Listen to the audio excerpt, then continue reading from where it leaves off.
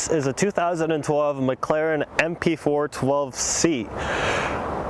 Super fast, a lot of fun. I mean, just look at it. I mean, it's incredible looking. And for what you could pick these things up for, I mean, you'd be crazy not to buy one, right? That's the question. Just about, are you crazy enough to buy one of these? Because it costs anywhere from about $105,000 to about $135,000 depending on options and miles and all that kind of stuff. But it's really impressive. To the wheels, it makes probably about 600 horsepower. I'm not going to say that there's too much drivetrain loss, which is a lot for a little car like this, and it is pretty small. It's very lightweight. Carbon fiber tub, aluminum parts, fiberglass body, and that's right, this whole car does not have carbon fiber panels like I originally thought it did.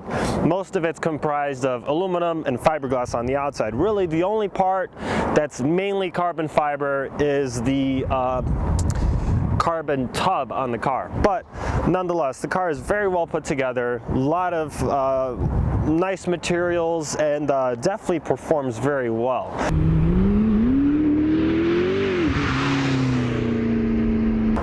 The 12C, is it a bargain? Now, when it originally came out, it had a base price MSRP of about $230,000. And this one, as it sits, when it came out, fully spec'd out in 2012, cost $285,000. Roughly about $55,000 in options. It's got just about every single carbon fiber option minus the front chin spoiler and the side blade. It's got all the carbon bits such as the mirrors, fully decked out in the interior, lots of suede, leather, just really nice place to be on the inside of the car. Whoever spec'd this car out did a fantastic job. But the car that originally came out before this by McLaren was the F1. Maybe you might have heard of it. You sort of needed to have deep pockets. Yeah, about $250,000 of annual service, not to mention everything on the F1 has timed out, meaning if you put 0 miles on the car, you'd be replacing parts. So that means that the car that comes after that, which is this one, should be decent, right? Hopefully. Yeah. No, but really, all jokes aside, the McLaren 12C is actually a pretty decent car. It performs very well, and for the price, you cannot beat it. For roughly $105,000 to $125,000, you cannot beat that for an exotic car. Till this day, a lot of people have a gripe with the rear end of the 12C and the 650S. Now, with the 675 LT, they managed to make it look really, really acceptable. And what I mean by that is they still kept these grills, and it does not bother me today. As a matter of fact, I like the way the rear end of the 12C looks today, but I've always thought of it as looking like a cheese grater grill off like a Fox body Mustang in like the 1980s. Like, you know, those slit style grills on those Fox bodies that they just sort of overlaid onto the taillights. Was never a really big fan of that.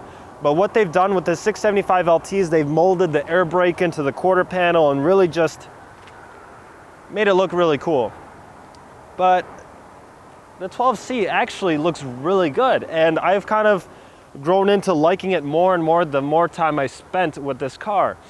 And all these pictures you see just do not do it justice. You really have to see this car in person to appreciate all the subtle details and design language that the car really has to gain an appreciation for it. This car is just a little bit difficult to drive in slow speed and tight situations where, you know, you have to kind of squeeze yourself into certain spots. It's a bit difficult, but that's kind of an exotic car quirk of some sorts. Most exotic cars kind of have that, you know, they're kind of big and dramatic and stuff.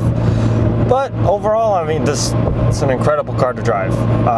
McLaren 12C is definitely, cut to the chase right now, is definitely worth $100,000 to $130,000, depending on options and mileage and whatever, all day long.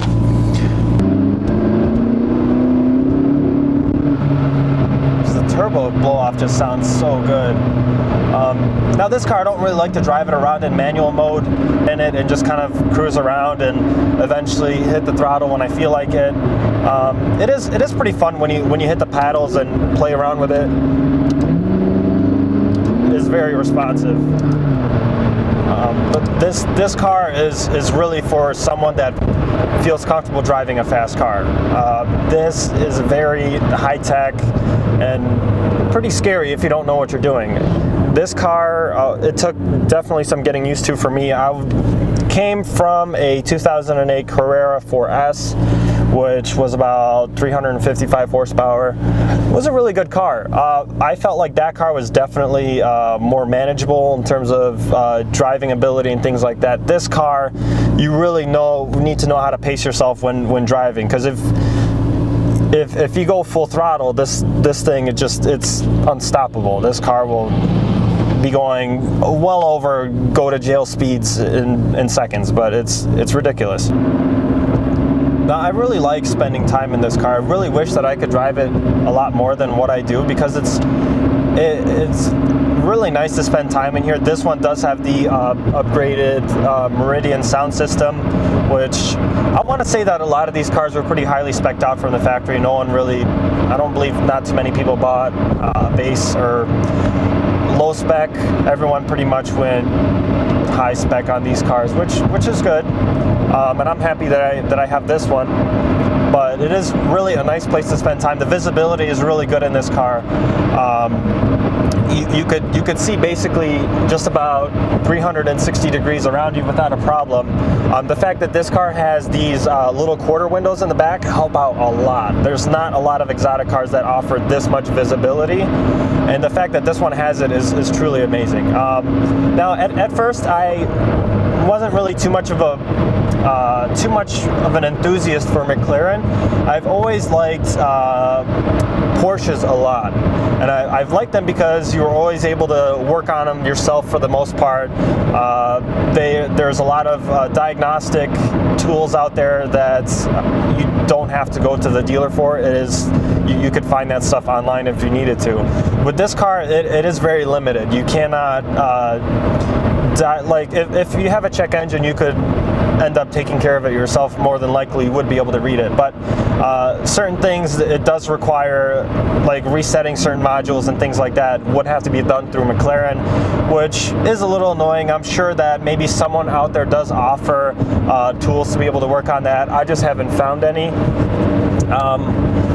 But there is pretty decent aftermarket support. You can go with a chip and tune and all kinds of wings and body kits, which is great. Not really something I want to do for this car. I kind of want to keep it looking like the way it is.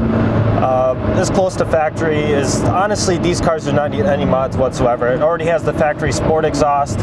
Sounds really good. I wouldn't really change anything about it. I understand why people would go through the effort of going for more horsepower, but if I wanted something, crazy horsepower, I would probably build it myself. I would probably build a twin turbo LS or something like that, if it's for me. But for this car, for what it is truly fantastic. The main reason why I have it is to enjoy it on the racetrack and to drive around and cruise with it.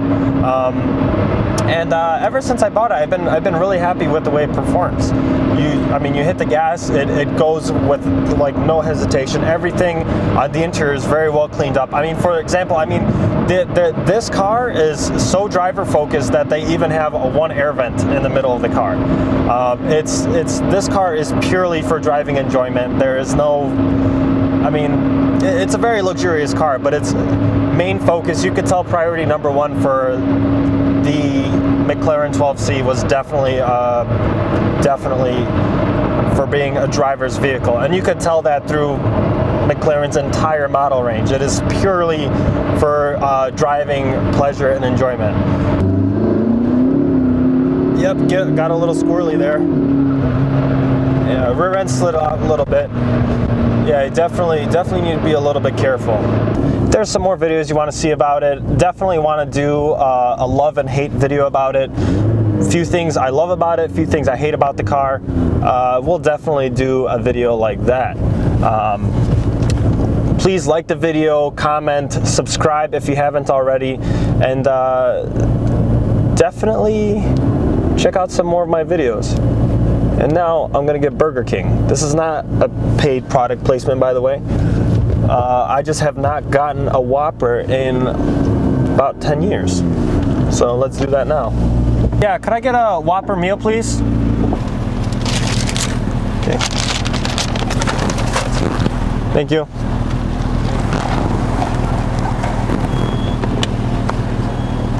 It's even got cup holders conveniently placed over here. Pretty awesome, man. Thank you guys for making it this far.